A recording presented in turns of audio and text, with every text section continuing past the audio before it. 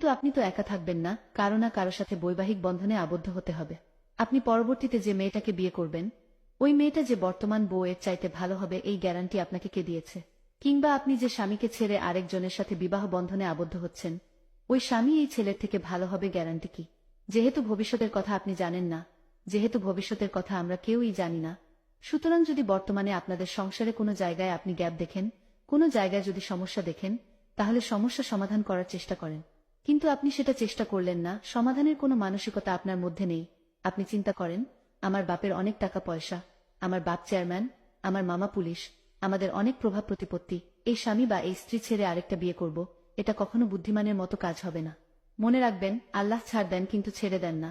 আপনি যদি কোনো স্বামীর উপরে অথবা কোনো স্ত্রীর উপরে জুলুম করেন, আল্লাহর শপথ, এই জুলুমের খেসারত আপনাকে দিতে হবে। তাহলে কি করবেন?